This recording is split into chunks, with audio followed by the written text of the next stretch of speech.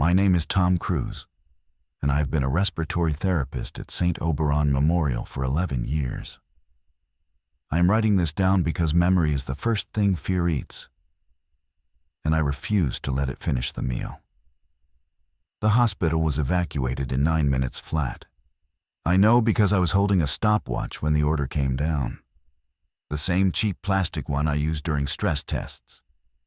And I clicked it the second the overhead speaker crackled with Dr. Halvern's voice. 9 minutes. 412 patients. 73 staff. 3 ambulances and a city bus pressed into service from the curb. I have replayed those minutes more than I have replayed my own wedding, and I still cannot tell you how we moved that many people that fast. What I can tell you is that we left the 7th floor locked. We left it locked, and nobody, not Halvern, not security, not the woman from the state who arrived in a black coat and never gave her name, would say what was behind the doors. I am not a brave man. I want that established before anything else, because the version of the story that survives me will probably make me sound braver than I was. I was the one who froze in the stairwell. I was the one who dropped the oxygen tank. The bravery, if there was any, belonged to Mira Chen, the charge nurse on 6, and to a janitor named Wesley, whose last name I never learned until I read it on the badge clipped to his shirt after. Wesley Okafor. Remember that name. He deserves to be remembered by someone who knew what he did. The first sign that the evacuation was not a drill was the smell. Drills smell like nothing. Drills smell like the same recycled air and bleach you've been breathing all shift. This smelled like copper and burnt hair, and it was coming up the elevator shaft from somewhere below us, though later I would understand it had been coming down from above. Smell is a liar in a closed building. It travels where the ducts let it. I remember Mira sniffing once, sharp, and saying, "That's not a fire." She said it the way you'd say, "That's not my coat," when someone hands you the wrong one at coat check. Calm, certain, wrong about how serious the misunderstanding was. We were on the 6th floor, cardiac step down. When the speaker clicked, code yellow, all wings, immediate. Code yellow is supposed to mean external disaster. Bus crash, factory fire, the kind of thing where ambulances arrive faster than you can clear beds for them. But Halvern's voice was wrong. He skipped the standard preamble. He said, "Evacuate, now. Do not use the 7th floor stairwell. Do not respond to calls from 7. Repeat, do not respond." Then a pause long enough for me to look at Mira and see her face change. Then, quieter, almost like he forgot the mic was hot. God help us. I clicked the stopwatch. Mira moved before I did. She had a patient named Mr. Halloway, 81, post-op valve replacement, who could not stand on his own. She unhooked his monitor, threw the leads on the bed, and started wheeling him toward the freight elevator with one hand while pointing at me with the other. "Daniel, oxygen, the portable, now." I grabbed the green tank from the wall mount, and my hand was already shaking. The tank slipped.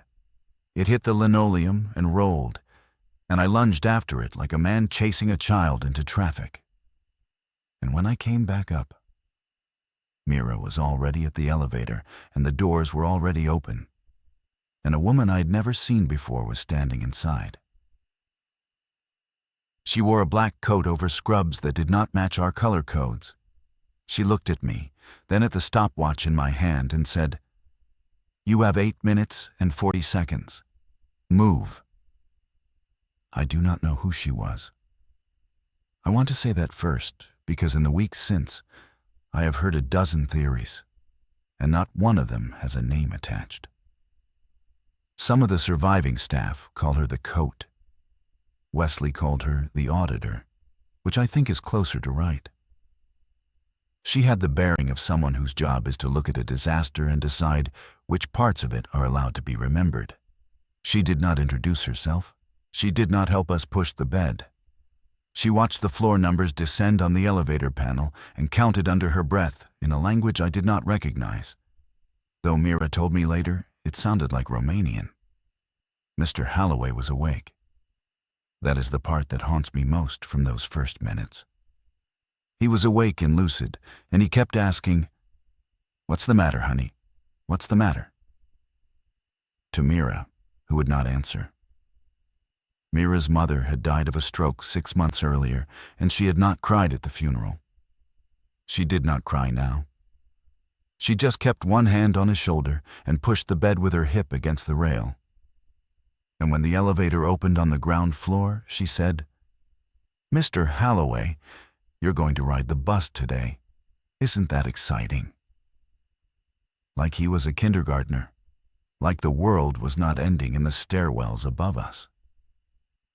The lobby was already chaos when we hit it, not the chaos of a movie, which is loud and choreographed. Real chaos is quieter than you'd think.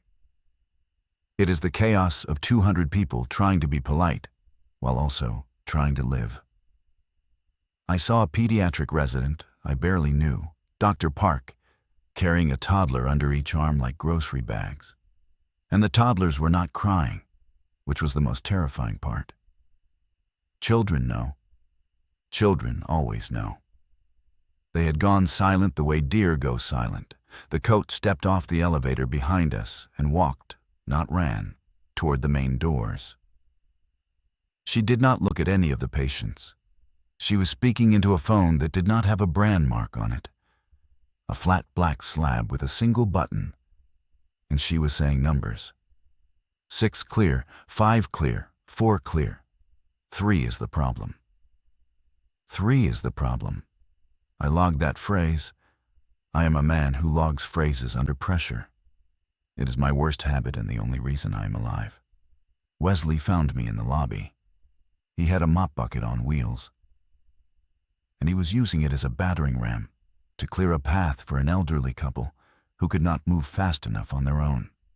He saw me standing there with the oxygen tank in my arms like a baby I had forgotten how to hold, and he said, "Reyes, you got legs.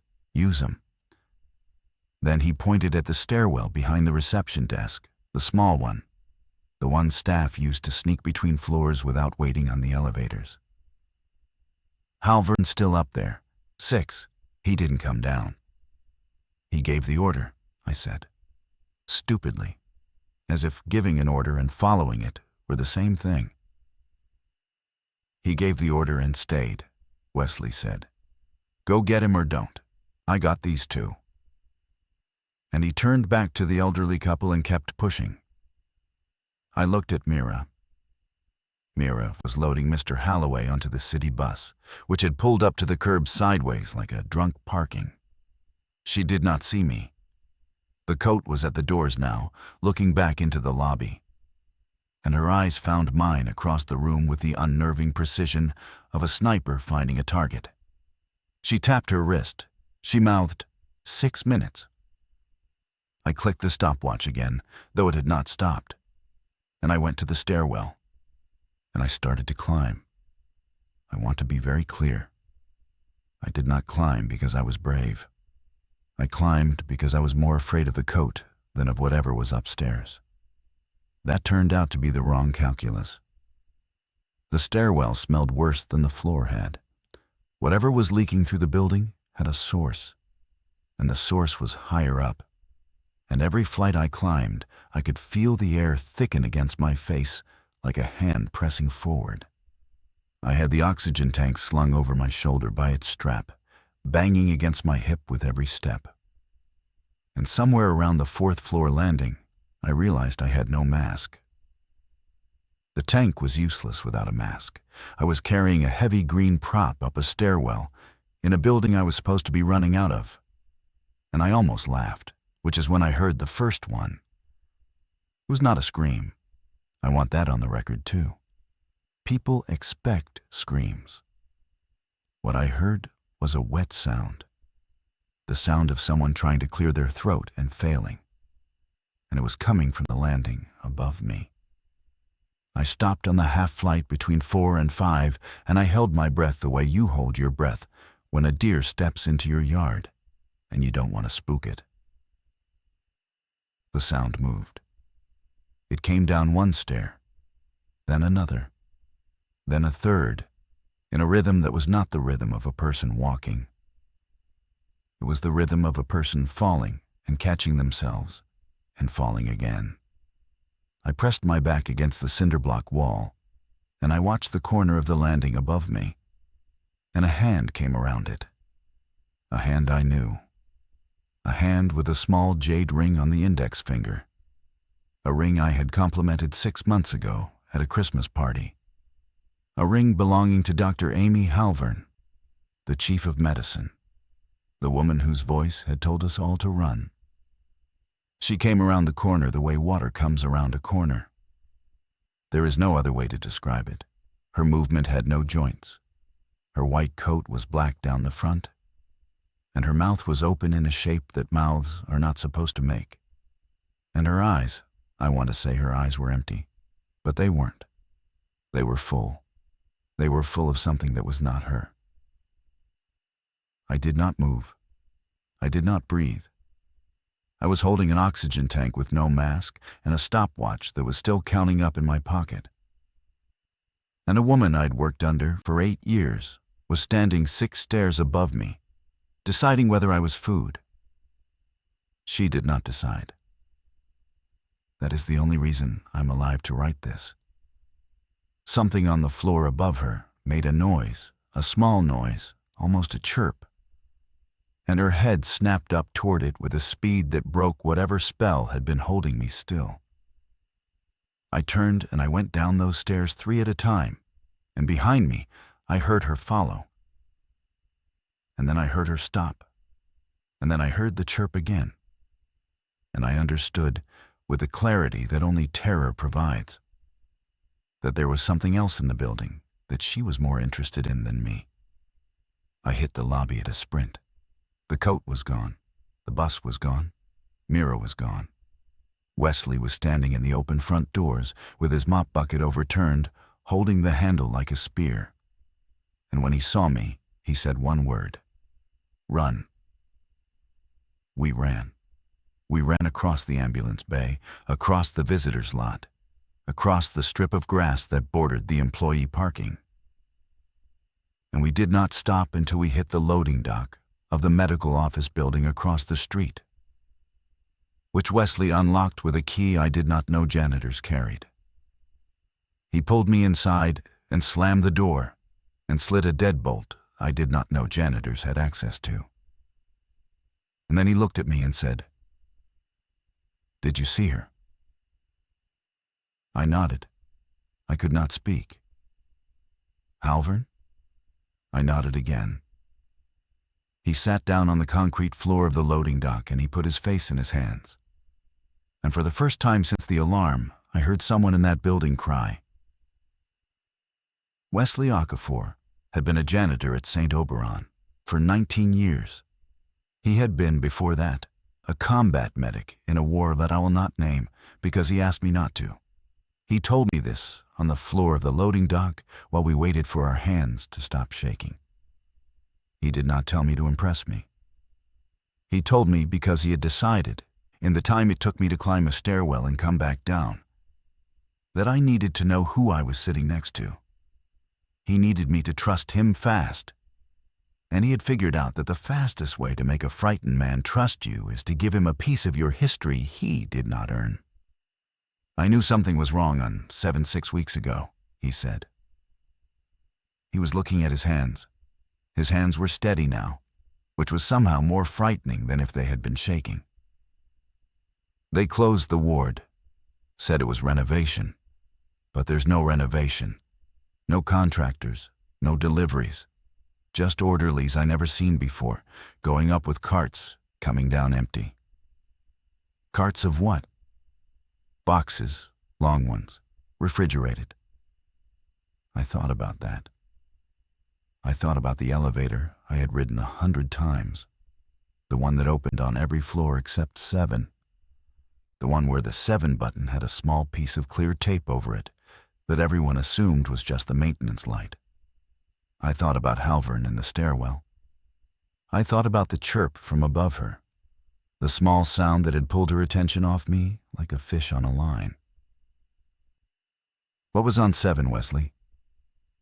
He looked up. "I don't know. I want that to be true. I want to be the kind of man who didn't know. But I knew something. I knew enough to put my go bag in the loading dock 6 weeks ago. I knew enough to ask my sister to take my dog." He stood up. He walked to a metal cabinet bolted to the wall, and he opened it with the same key that had opened the dock. And inside was a backpack, a first aid kit larger than the one in any nurse's station I had ever worked. A crowbar, 2 bottles of water, a hand-crank radio, and a pistol in a worn leather holster that he did not touch. "I'm not going to use that," he said when he saw me look at it. "I'm telling you, it's there. Because if something happens to me, you need to know it's there. I'm not going to use it because the last time I used one of those, I stopped being the kind of person who should." I nodded. I did not know what else to do. A man had just shown me his confession and his contingency in the same breath. And I was a respiratory therapist with a stopwatch and an empty oxygen tank. The hand-crank radio came on with a hiss. Wesley turned the dials slow. Most of the bands were dead air, which was wrong. Wrong in a way I could not articulate at the time, but understand now. At 2 in the afternoon on a Tuesday, the bands are never dead. Then he found something. A man's voice, calm, reading numbers, just numbers. The numbers were in groups of 5, and they did not repeat. We listened to a full minute of them before Wesley turned it off. "Number station," he said. "Old Cold War thing. Spies. They're not supposed to still be running, and they're definitely not supposed to be the only thing on the dial." "What does it mean?" "It means whatever happened at St. Oberon happened other places too. And whoever's left in charge isn't using the channels we know about." He sat back down. He looked at me for a long time. Then he said, "Reyes, you got people?" I thought about my wife, Elena. I thought about our apartment on the east side. I thought about the fact that she had not answered her phone when I called her from the lobby, though I had not told Wesley I'd called. "I have a wife," I said. "Then we're going to your wife." We did not go immediately. Wesley made me eat half a granola bar from the go bag and drink water in measured sips, because he said panic dehydrates a man faster than a desert, and I'd been panicking since the stairwell. He made me sit. He made me breathe in for 4 and out for 6, which is a trick I teach my own patients, and had forgotten I knew. While I breathed, he moved. He repacked the bag. He clipped the crowbar to a loop on the outside. He left the pistol in the cabinet and locked it again. And he gave me the key. "You decide," he said. "If we need it, you decide. I don't trust myself to." I put the key in my pocket next to the stopwatch, which I had finally clicked off. The stopwatch read 14 minutes and 22 seconds. The evacuation had taken 9. The rest had been me on a staircase and on a loading dock, learning that the world I had clocked into that morning no longer existed. Elena and I lived 2 miles east of the hospital, in a 3rd-floor walk-up above a Vietnamese bakery whose owner, Mrs. Trin, had given us our wedding cake as a gift 4 years ago. 2 miles is not far. 2 miles in a city that has just lost its center is a country. We left through the loading dock's pedestrian door, which opened onto an alley between the medical office building and a parking garage. Wesley went first, crowbar in hand but held low, the way you hold a tool, not a weapon. He had a way of moving that I tried to copy and could not. He put his feet down, heel first, soft, and he stopped every few steps to listen. And when he listened, He tilted his whole head, not just his ear, like a dog working a scent. The city was not silent. That is the second thing the movies get wrong. A city in collapse is not silent. It is full of sounds that are almost normal and 1 degree off. A car alarm 3 blocks over, going for too long. A dog barking and then not barking, mid-bark, cut off. Wind moving through a traffic light that was still cycling green to yellow to red over an intersection with no cars in it. The sounds of a city pretending, badly, to still be a city. We saw our first body at the mouth of the alley. A man in a delivery uniform, face down, 1 shoe off. Wesley did not let me look long. He guided me past with a hand on my elbow, and he said quietly, "Don't catalog. Don't make him a person. Not yet. You can make him a person later, when you're somewhere safe." I have thought about that instruction every day since. The terrible mercy of it. The way grief, in an emergency, has to be put in a box and shelved. And the way some of us never come back to open the box. And the way some of us open it and never come out. We moved east on side streets. Wesley would not let us use the main avenues. He said main avenues were where panic concentrated and where, if any one official was still operating, they would be setting up checkpoints we did not want to meet. I asked him why we wouldn't want to meet a checkpoint. He looked at me like I had asked him why we wouldn't want to drink seawater. Because the coat was at St. Oberon, Reyes. And whoever she works for, they knew about 7 before this morning. People who know about a disaster before it happens don't set up checkpoints to help you. They set up checkpoints to sort you. Sort us into what? I did not ask. I think I already knew. We were 6 blocks from my apartment when we heard the first gunshot. It was distant, north of us. Single report, no follow-up. Wesley stopped. He listened. He waited a full 30 seconds, counting. I could see his lips moving. No second shot came. "Hunter," he said. "Not a fight. 1 shot, 1 target. Someone who knows what they're doing." He started walking again, faster. My building was still standing. I want to say that as if it were obvious, but in those days, nothing was obvious. And the sight of the green awning over Mrs. Trin's bakery hit me harder than I was prepared for. The awning was still there. The lights inside the bakery were off, which was wrong because Mrs. Trin did not close before 6, even on holidays.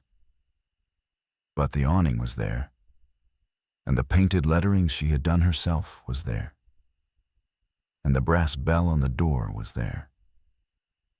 And for a moment, I let myself believe that the inside of my building had been spared whatever was eating the outside of the world. The door to the stairwell was propped open with a brick. That was wrong too. Elena would never have left it propped. She was the kind of woman who locked the door behind a visitor before they had finished saying goodbye. She had grown up in a neighborhood where doors mattered. Wesley caught my arm before I could go in. "Slow," he said. "Slow is alive. Fast is a story they tell at your funeral." We went up the stairs the way he had moved in the alley. Heel first, listening. The second-floor landing was empty. The third-floor landing had a broken plate on it, blue with white flowers, a plate I recognized as ours. A plate Elena had been carrying somewhere and dropped. I bent to pick up a shard, and Wesley shook his head, and I left it. The door to our apartment was closed, but not locked. I could tell from across the landing because the deadbolt was turned the wrong way, and the strike plate had a fresh scratch on it. Someone had tried to lock it in a hurry and missed the throw. I went in. Wesley let me go in first, which I understood later was a kindness, because whatever was inside, he wanted me to find it on my own time. The apartment was empty, not ransacked, empty in the way that meant Elena had left and had taken what she could carry.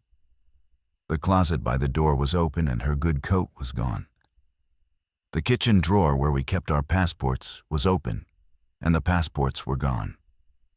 Her grandmother's icon, the small painted one of the Theotokos that hung over the bed, was gone, and the nail it had hung from was still in the wall, and beneath the nail, on the pillow she slept on, was a note in her handwriting. Daniel. I waited 40 minutes. The radio said hospitals. I went to my sister's. If you come home, follow. I love you. Don't be brave. 40 minutes. She had heard about the hospitals on the radio 40 minutes before I made it home, which meant she had heard before the evacuation order, which meant whatever was happening had been on civilian channels before it had been on ours. I sat down on the edge of the bed and I read the note 3 times. And then I folded it and put it in the pocket with the stopwatch and the key. And I stood up. Her sister lives in Greenpoint, I said. Across the bridge. Wesley nodded. He was standing in the doorway, not in the apartment. He had not crossed the threshold. I understood that he was giving me privacy and a perimeter at the same time. He was good at giving people 2 things at once. How far? 6 miles, maybe 7. Bridges will be checkpoints. There's a footbridge by the rail yard, not on most maps. He looked at me with something like surprise, the first surprise I had seen on his face all day. Reyes, he said, you contain depths. I almost laughed. I almost cried. I did neither. I went to the closet, and I changed out of my scrubs into jeans and a dark shirt, and the boots Elena had bought me last winter that I had never worn because they made me feel like someone I wasn't. Today I needed to be someone I wasn't. I laced them tight. Then we heard the footsteps on the stairs. The footsteps were not the footsteps of the infected. I had only heard those once, in the stairwell with Halvern. But I knew the difference immediately. These were human.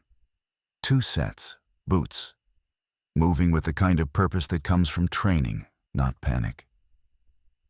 Wesley closed the apartment door without sound, turned the deadbolt the right way this time, and motioned me toward the kitchen window, which opened onto the fire escape. How fast can you go down a fire escape? I don't know. I've never tried. Today you find out. He pushed the window up.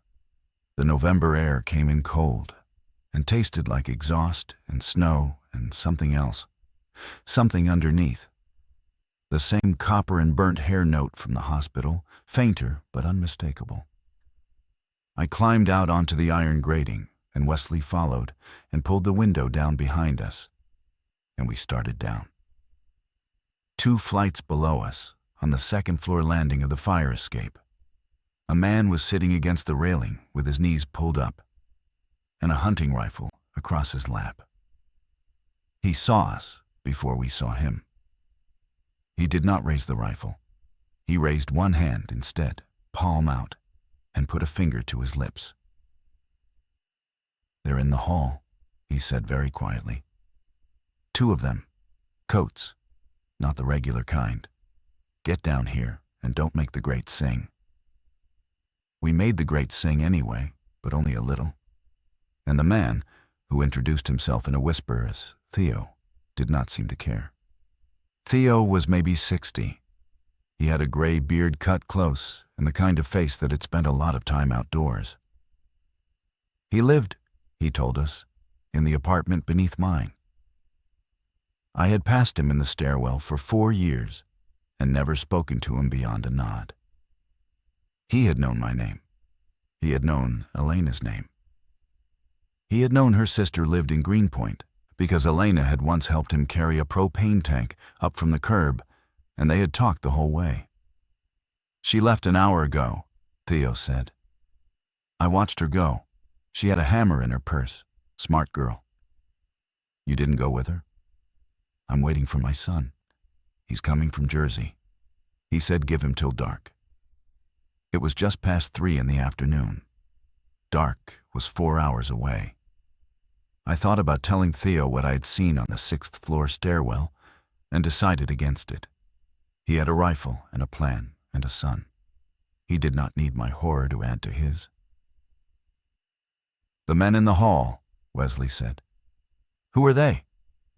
"Not police, not National Guard. They've got those flat phones, the ones with one button, and they don't knock, they open."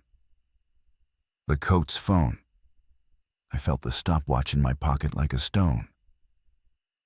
"They came for me?" I asked. Theo looked at me. "Son, I don't think they know your name.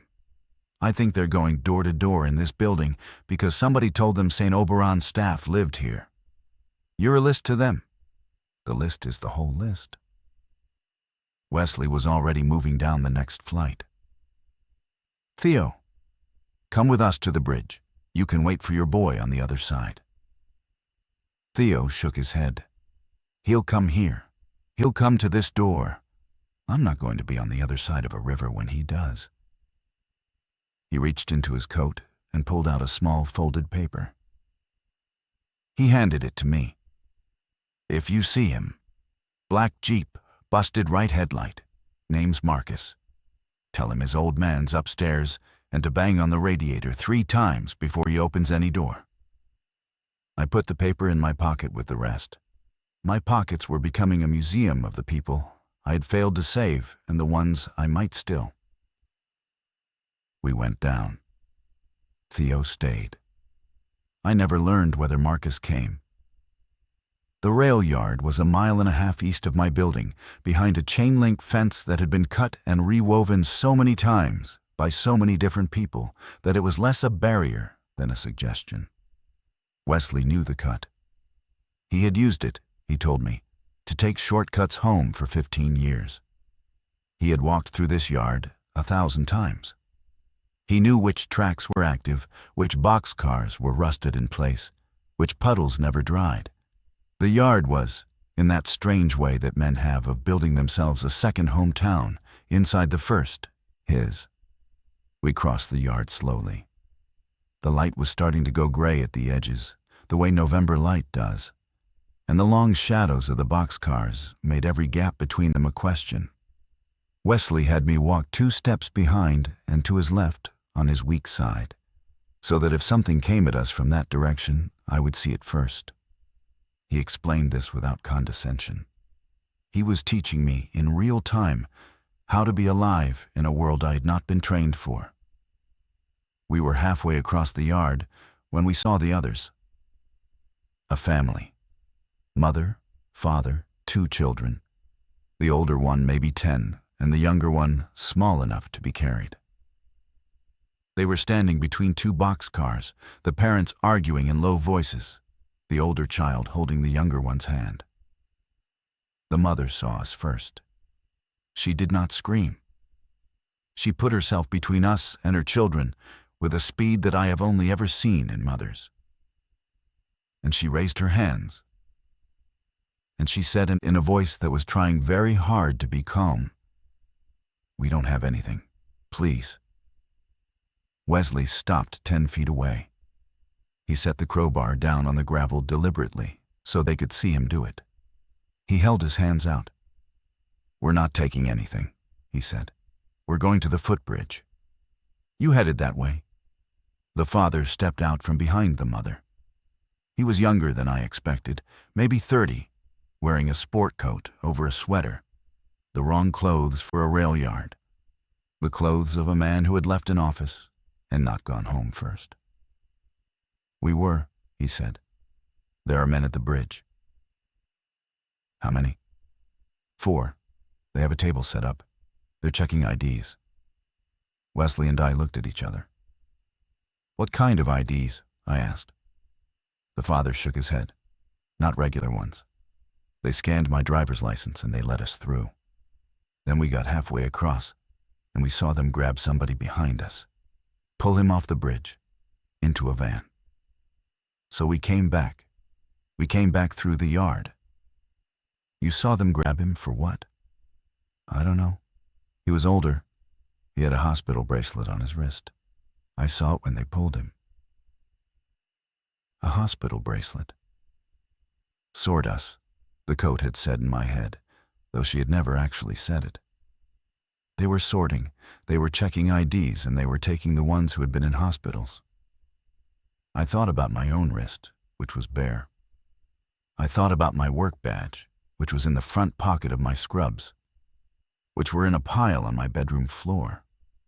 I thought about the fact that Wesley had been a janitor at St. Oberon for 19 years and was probably in some database somewhere, and the fact that I had been there 11, and the fact that Theo's son Marcus was driving a black Jeep across a bridge somewhere with no idea what was waiting at the other end.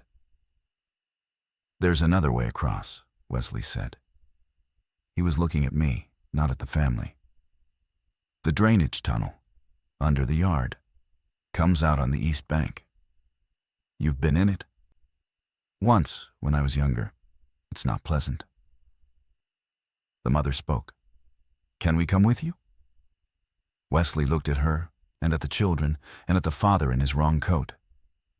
He picked up the crowbar. "Yes," he said, "but you do exactly what I say. And the little one does not cry. Can you promise me that?" The mother looked down at her younger child, who was maybe 4, and who had not made a sound the entire conversation. "She hasn't cried since this morning," the mother said. "I don't know if she remembers how." The drainage tunnel ran beneath the rail yard and under the river for 3/4 of a mile. And it was, as Wesley had warned, not pleasant. The entrance was a concrete arch, half hidden by a stand of dead sumac on the yard's east edge, sealed by a rusted grate that Wesley pried open with a crowbar in a way that suggested he had done it before. The smell inside was old water and rot, and the floor was a curve of slick concrete, with a stream of dark runoff down its center. Wesley went first with a small flashlight he had taken from the go bag. The father went second. Then the mother with the small child in her arms. Then the 10-year-old, whose name I had learned was Iris. Then me. I had not been told to walk last. I had volunteered, because somewhere in the last hour, I had decided that I was going to be a person who walked last. That this was the kind of person Elena's note had asked me to be when she wrote, "Don't be brave. Don't be brave does not mean don't be useful. It means don't perform." Walking last was not a performance. Nobody could see me walking last. It was just the place I needed to be. Iris was a brave child. She did not complain. She put her hand on the wall and she walked at the pace her parents set. And when her little sister whimpered, once she turned around and whispered, "We're playing the quiet game. You're winning." The little girl considered this, and then nodded with great seriousness, and did not whimper again. We had been in the tunnel maybe 10 minutes when we heard the splash behind us. It was not large. It was the splash of a foot stepping into the center stream. Then another. Wesley stopped. He turned off the flashlight. He put his hand on the father's shoulder and squeezed once, which I had learned in the last hour meant don't move, don't speak. We all stood in absolute darkness, listening. The splashes continued. They came at the wrong rhythm. The same wrong rhythm I had heard on the hospital stairwell. The rhythm of something falling and catching itself. The mother understood before the father did. I felt her, 3 people ahead of me, lift the little girl higher in her arms and press the child's face into her shoulder. I felt the father reach back and find his wife's elbow. I felt Iris, behind her father, take a small step backward and bump into her mother's hip and stay there, very still. Wesley turned slowly. I could not see him do it. I could only feel the air shift. He took my wrist in his hand, and he placed something in my palm. The key to the cabinet. The key to the pistol that was not in this tunnel because we had left it in the loading dock across the river. He was telling me that I was in charge now if he did not come back. I want to be honest. I almost dropped the key. My hand had gone numb with cold and fear, and I almost dropped it. And the only thing that saved me was Iris's small breath behind her father, in and out, in and out. A child remembering how to breathe in the dark, which made me remember too. Wesley moved past me. I felt his shoulder brush mine. Then he was behind me, between us and the splashing. And the flashlight clicked on again, pointed back the way we had come. I am not going to describe what was in the beam. I have agreed with myself not to. I will say only that it had been a man once, that it was wearing the remains of a security uniform from a hospital that was not St. Oberon, that its hospital bracelet was still on its wrist, and that when the flashlight hit it, it stopped. It stopped and it looked at the light, and it made the small chirp I had heard above Halvern in the stairwell. And Wesley said very softly, "Go, all of you. Walk. Don't run. Walk." We walked. Behind us, the flashlight stayed on. Behind us, the chirp came again. Closer. Behind us, Wesley did not follow. I have tried, in the months since, to reconstruct exactly what happened in the tunnel behind us.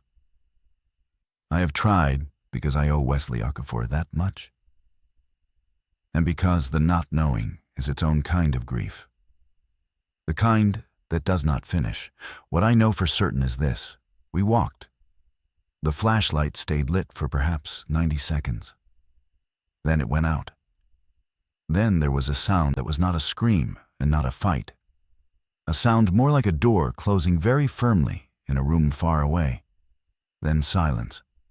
Then the father, who had been counting under his breath, said, "Keep walking, keep walking, keep walking." And we did. We came out of the tunnel on the east bank of the river, into a thicket of cattails and trash. And the daylight was so sudden after the dark that all 5 of us stood blinking at it like animals. The little girl in the mother's arms made her first sound in over an hour. It was not a cry.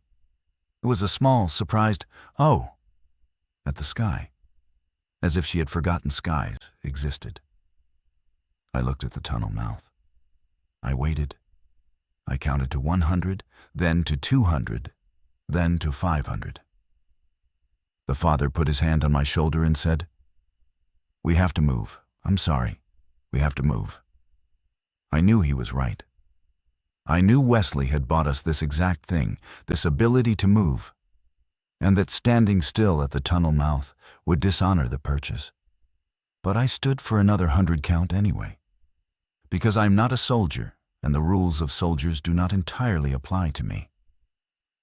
And then I turned and I walked east with the family, and I did not look back. Greenpoint was 3 miles north along the east bank. The bank itself was a strip of weedy parkland that ran beside the river, dotted with closed bait shops and a long-defunct ferry terminal whose paint had been peeling since I was a child. There were people on the bank. Not many. Singles and pairs, all moving north or south, all giving each other the wide berth of strangers in a country that had lost its embassies. Nobody waved. Nobody spoke. We had become, all of us, a species that recognized its own and did not approach. The father's name was Jonas. The mother's name was Lynn. The little girl was Posey.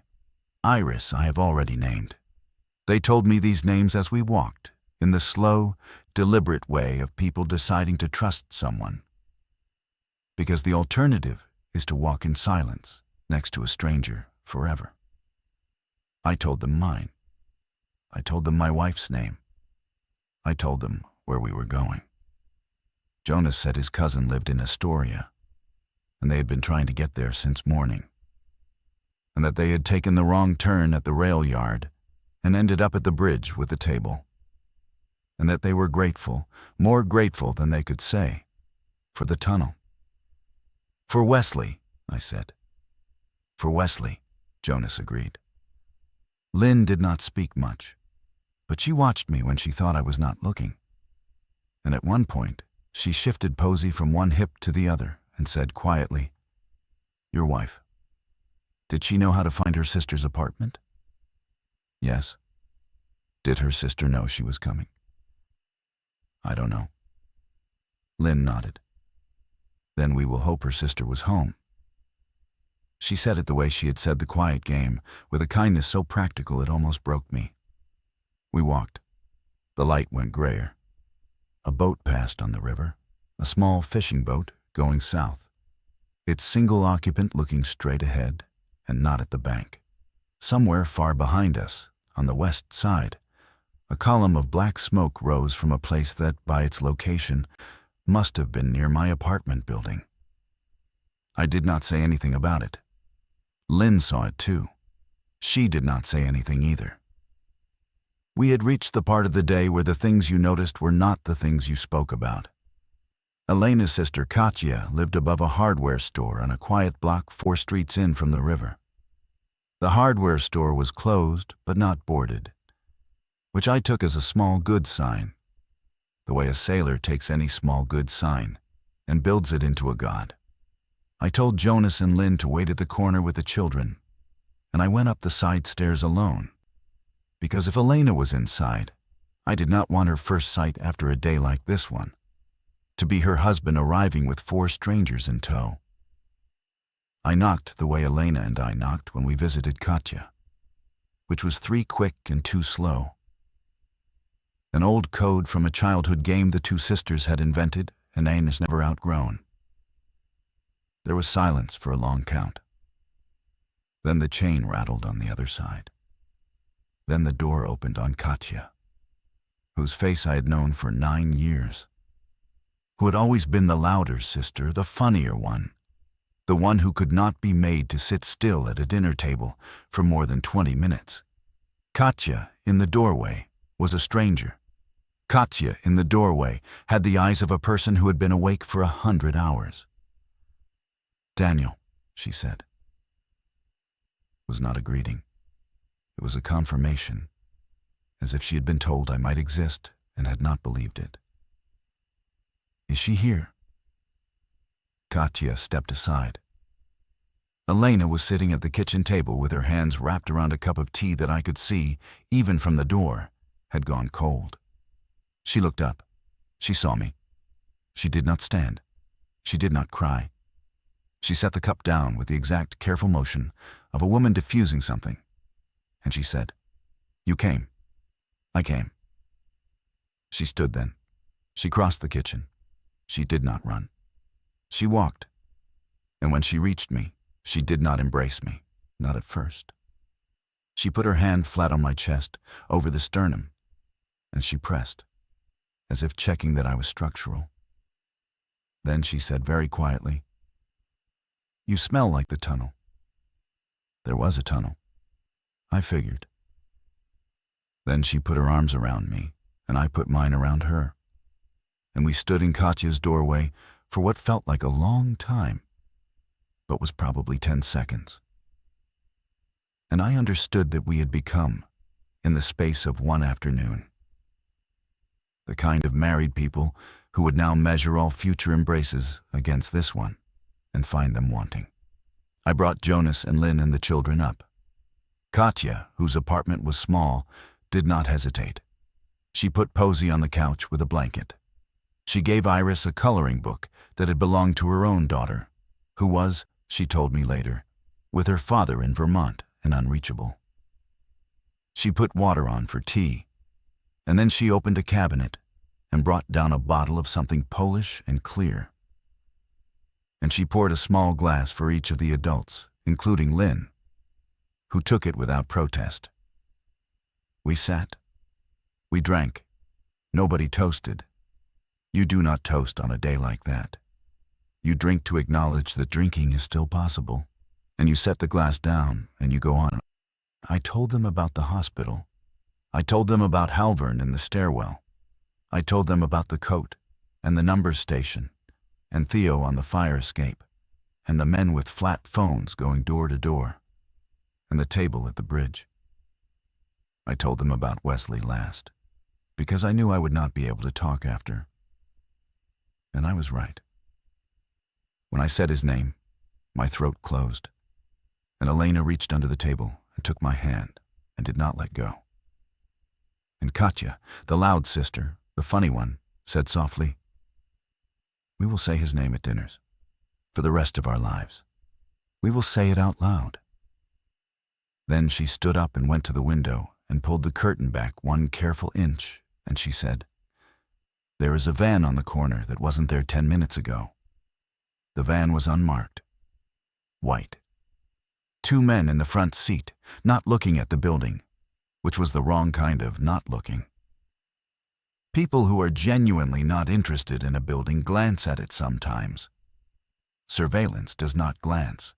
Surveillance stares forward and uses mirrors. "They followed someone," Jonas said. He had gone the color of milk. "They followed us from the bridge. I'm so sorry." "No," I said. "If they followed you from the bridge, they'd have been here 3 hours ago. They followed someone else. Or they're here for Katya's building because Katya's building was on a list." "What list?" Lynn said. I thought about it. I thought about Theo saying the list is the whole list.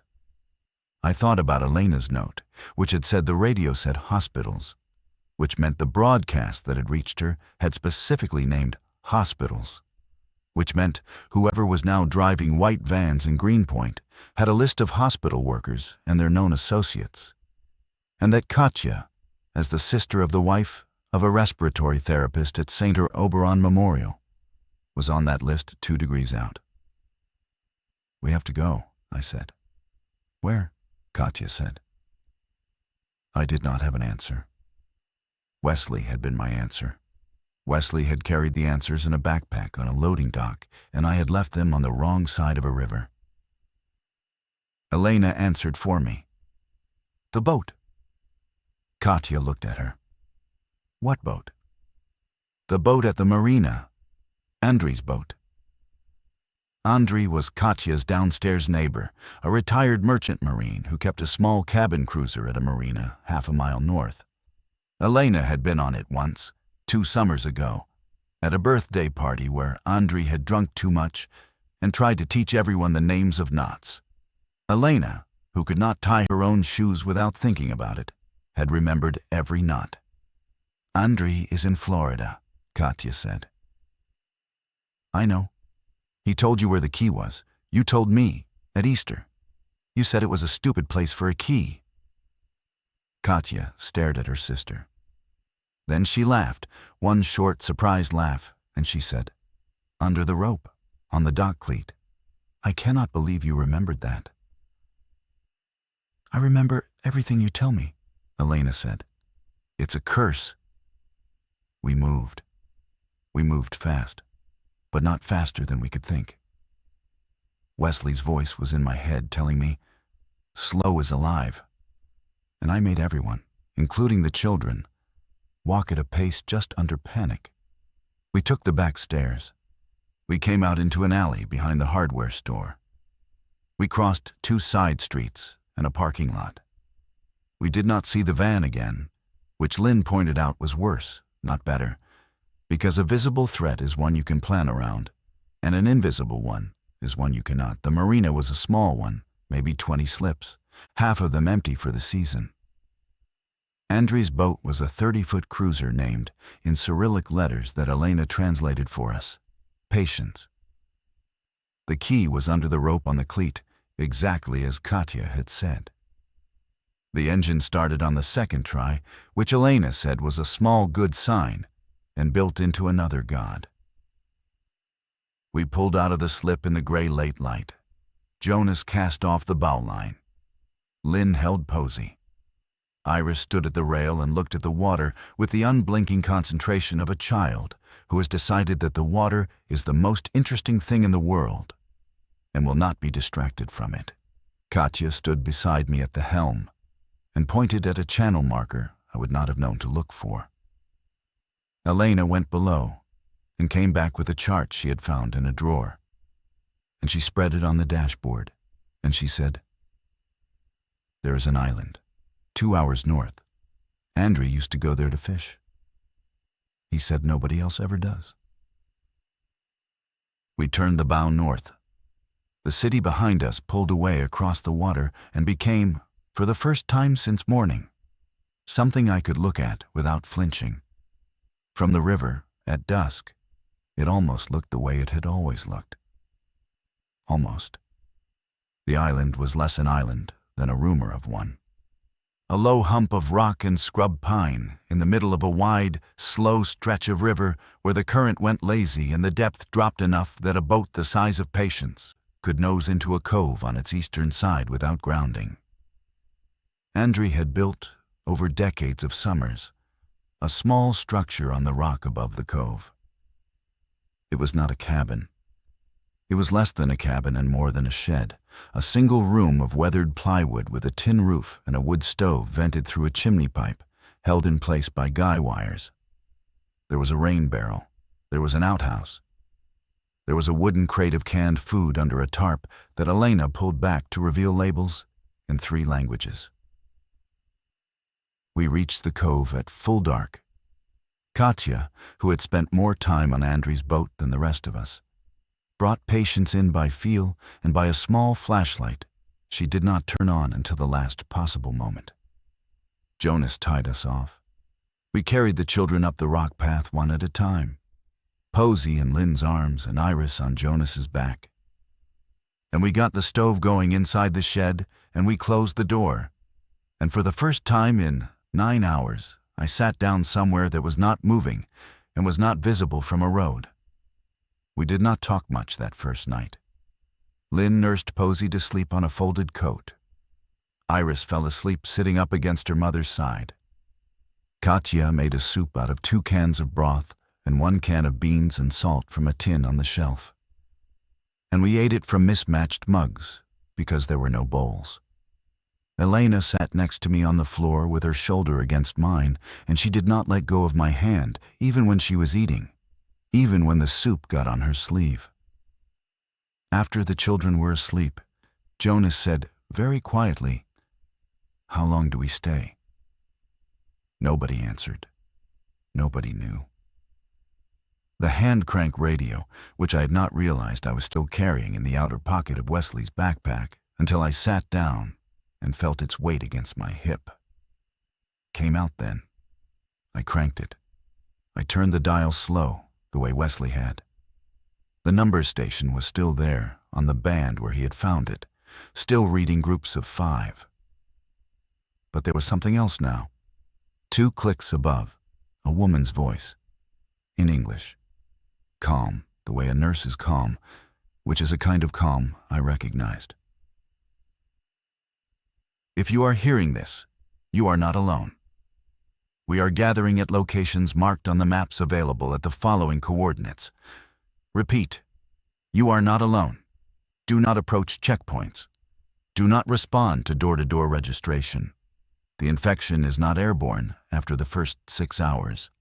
Symptomatic individuals are recognizable by the following signs." She listed them. I will not list them here. I will say only that none of them described Wesley as I had last seen him, which I had needed, very badly, to confirm. She continued. She gave coordinates. She gave callback protocols. She gave a name, her own. Dr. Sabine Merrick, formerly of a hospital in a different city, which I recognized as one of the hospitals Elena's radio must have named that morning. She said, "If you are a healthcare worker, we need you. If you are not, we still need you. Bring what you have. Bring who you have. We will be here tomorrow at this time." I turned the radio off. The shed was very quiet. Outside, the river made the small night sounds of a river. Inside, the stove ticked. Elena said, "We have to go to them." Katya said, "We just got here." I know. The children are asleep. I know. Jonas said, "Tomorrow, not tonight. Tomorrow at dawn, we decide." Nobody argued. We slept on the floor in a row, like cordwood, with the children in the middle. I did not think I would sleep, but I did. And I dreamed of Wesley on a fire escape, looking down at me, shaking his head, and smiling. Dawn came gray and slow. The river was glass. The shed was warm enough that the children had pushed their blanket down in the night, and Lynn had pulled it back up over them twice. I woke before the others and went out to the rain barrel and washed my face in cold water and stood for a long time looking at the eastern sky, which was doing the things skies do when they have not yet decided what kind of day to be. I thought about the coordinates. I thought about Dr. Merrick's voice, which had been the first voice in 18 hours that had spoken to me without sorting me, without measuring me, without asking what I might be worth. We need you. If you are not, we still need you. I had heard those sentences before, but I had heard them in advertisements and in church and in the speeches of men who wanted my vote. And I had not believed them. I believed her. I do not know exactly why. Some voices carry the truth of their speakers, and some do not. Hers did. Elena came out and stood beside me. She had taken her hair down in the night, and it was longer than I remembered, or I had not looked at it for too long, which is the same thing. She did not speak at first. She put her hand in the small of my back, and she stood with me and watched the sky. "You're going?" she said after a while. It was not a question. "We're going." Not all of us. The children should stay. One more day at least. Lynn too. Katya can stay with them. Jonas can come with us if he wants. You and me, and Jonas, we go to the coordinates. We see what's there. We come back. If it's real, we move everyone. If it's not, we lose 2 days and we're still alive. I had not, in the 11 years I'd been married to Elena, ever heard her plan an operation. I had heard her plan dinners. I had heard her plan vacations. I had heard her plan the careful diplomatic negotiation of her parents' anniversary. I had not heard her plan a thing like this, and she did it in 6 sentences, and every sentence was correct. "You should be in charge," I said. She smiled, very small. "I usually am. You just don't notice." We went back inside. Jonas was awake. We laid out the plan over instant coffee that Katya found in a tin behind the broth cans. Jonas agreed without hesitation. Lynn agreed too, though I could see what it cost her to agree to be the one who stayed with the children. Iris, who had woken up halfway through, asked if we were coming back, and Elena crouched down to her eye level and said, "Yes, by dark. If we are not back by dark, your mother knows what to do." Iris considered this, then nodded with the same gravity Posey had used in the tunnel. We left at first full light. Katya brought patients around to the cove mouth. We went west, then south, along a channel Elena traced on the chart with her finger, toward a small inlet that, by the coordinates, fed into a state park whose visitor center had apparently become something else overnight. We saw 2 other boats on the way. Neither hailed us. We did not hail them. One was going north, the other east. The river had become a road of refugees, and we were all, by unspoken agreement, treating each other as fellow travelers and not as competition. I do not know if that lasted. I am writing this only a few weeks later, and already I have heard stories that suggest it did not.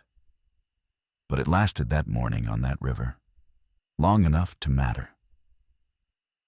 The inlet was marked by a green buoy with a piece of orange ribbon tied to it.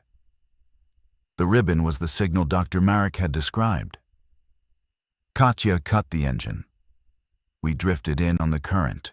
On the dock at the end of the inlet, a woman in a fleece jacket stood waiting. And as we got closer, I saw she had a clipboard. Not a clipboard for sorting, but a clipboard for welcoming. and behind her, against the morning light, I saw perhaps 30 people moving with the calm, purposeful motion of a community that had decided to exist. I am writing this from the Visitors Center, which is now something else, and which does not yet have a name. Dr. Marek is real. The coordinates were real. We went back for the children that evening, all of us, and they are here now. And Iris has found 2 other 10-year-olds, and they have invented a game with pine cones that none of the adults understand. Posey has started to cry again, which Lynn says is the best thing that has happened to her in a week. I still carry the stopwatch. I have not clicked it since the loading dock. I keep it because 9 minutes is the number my hand wants to remember. And because somewhere on the 7th floor of a hospital across a river, a door is still locked, and someone, someday, will have to open it. I do not know if it will be me. I am not the man who opens doors like that. I am the man who walks last and who logs phrases and who married a woman who plans operations in 6 sentences. But I have learned, in 9 minutes and the days that followed, that the man you are is not always the man you turn out to be. Wesley taught me that. I am still learning it. I am going to keep learning it for as long as I'm allowed.